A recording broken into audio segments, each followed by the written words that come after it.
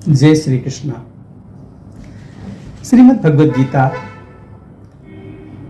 अध्याय 10। श्री कृष्ण भगवान ने कहा, हे महाबाहो, और भी मेरे कल्याणकारक वचन सुनो। तुम पर मेरी अत्यंत प्रीति है, अतएव तुम्हारे कल्याण के लिए कहता हूं। मेरी उत्पत्ति का हाल ना तो देवगण जानते हैं और ना ही महर्षि लोग। मैं ही देवों और महर्षियों का आदि कारण हूं। जो मुझे अजन्मा, अनादि और सब लोगों का ईश्वर जानते हैं, वे मोह रहित हो सब पापों से छूट जाते हैं।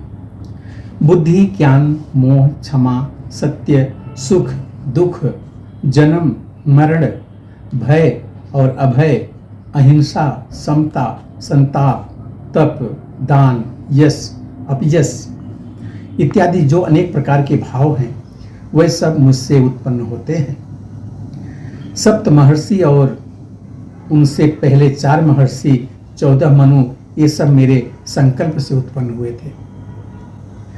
जो मनुष्य मेरी इस विभूति को भली भांति जानते हैं, वे निश्चल योग से सिद्ध होते हैं। यह जानकर कि मैं ही सबका उत्पत्ति कारक हूं और मुझ ही से सबकी प्रवृत्ति होती है, विवेकी पुरुष मेरी उपासना करते हैं। मुझ में अपने चित्त और प्राणों को लगाकर एक दूसरे को समझते हुए मेरा भजन करते सदा संतुष्ट और सुखी रहते हैं।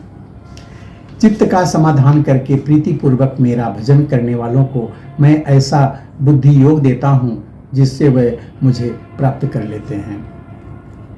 अर्जुन ने कहा, आप परब्रह्म हो, परम धाम हो, परम पवित्र, अचल और दिव्य पुरुष हो, आदिदेव हो, अजन्मा हो, सन्यासी हो।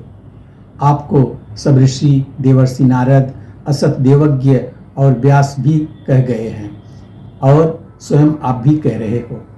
हे केशव, जो आपने मुझसे कहा सो सब सत्य मानता हूं। हे भगवान, देवता और दानव दोनों ही आपके रूप को नहीं जाना है। हे सब देव जीवों के उत्पन्न करने वाले भूतेश, हे देव, आप स्वयं ही अपने को जानते हैं। अतः आप अपनी उन दिव्य विभूतियों का हाल पूर्णतया वर्णन कीजिए, जिनके द्वारा आप इन सब लोकों में व्यापक हो रहे हैं। हे भगवान, सदैव आपका चिंतन करता हुआ मैं आपको किस प्रकार से जान सकता हूँ? आपका ध्यान किन किन भावों से करना योग्य है? कृपया अपनी माया और विभूतियां विस्तार से कहिए। इस अमृत रूपी आपकी वाणी के सुनने से मेरा मन तृप्त नहीं हो रहा है। श्री कृष्ण बोले, मेरा विस्तार तो अनंत है, तो भी मुख्य मुख्य विभूतियों को मैं तुम्हें सुनाता हूं। हे गुणाकेश, समस्त भूतों के अंतःकरण में रहने वाली आत्मा मैं ही हूं। मैं ही उनका आदि, मध्य और अंत हूं। मैं आदित्यों में विष्णु, प्रकाशकों में अनेक किरणों से विभूषित सूर्य, मरुदगणों में मारीच और नक्षत्रों में चंद्र हूँ।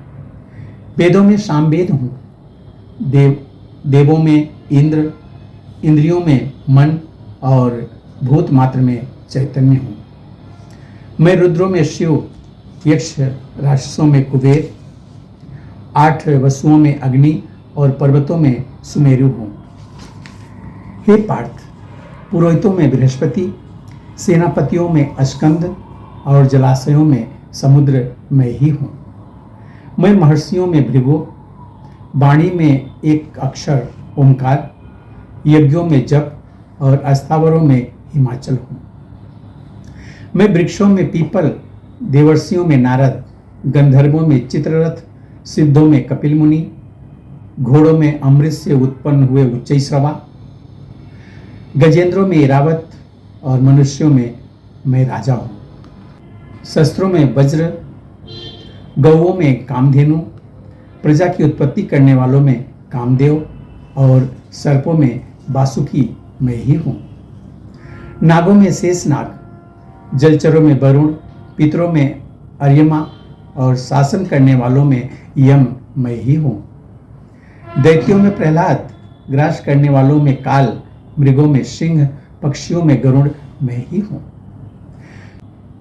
शुद्ध करने वालों में वायु, शस्त्रधारियों में राम, मछलियों में मगर, नदियों में गंगा मैं ही हूं। हे अर्जुन, मैं सब प्राणियों का आदि मध्य अंत, विद्याओं में अध्यात्म विद्या और बाद में विवाद मैं ही हूं। अक्षरों में आकार, समासों में द्वंद्व, अक्षकाल में चार मुंह वाला ब्रह्मा मैं ही हूं। सबकी होने वाली मृत्यु, भविष्य में पदार्थ की उत्पत्ति, स्त्रियों में कीर्ति, लक्ष्मी, वाणी, स्मृति, मेधा, धृति और क्षमा मैं ही हूं। सामवेद में बृहत साम, छंदों में गायत्री, मास में मार्गशीर्ष और ऋतुओं में वसंत मैं ही हूं। छलियों में जुआ और तेजस्वियों में तेज, सात्विकों में सत्य मैं ही हूं। यादवों में वासुदेव, पांडवों में अर्जुन, मुनियों में व्यास और कवियों में शुक्राचार्य मैं ही हूं। हे अर्जुन, भूत भाव का जो भी बीज है वह मैं ही हूं। मेरे अतिरिक्त चराचर भूत कुछ भी नहीं है।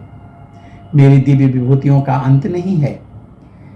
यह विभूतियों का विस्तार मैंने संक्षेप में कहा है। जो वस्तु ऐश्वर्यवान, शोभायमान और यशवान है, उन्हें मेरे तेज के अंश से ही उत्पन्न हुआ जानो। हे अर्जुन, इस ज्ञान से तुमको क्या प्रयोजन है? तुम यही जान लो कि मैं अपने ही एक अंश से इस संपूर्ण जगत में व्याप्त हूँ। यहाँ पर 10वां अध्याय पूरा होता है। मिलते हैं 11वें अध्याय में। तब तक के लिए जय श्री कृष्णा।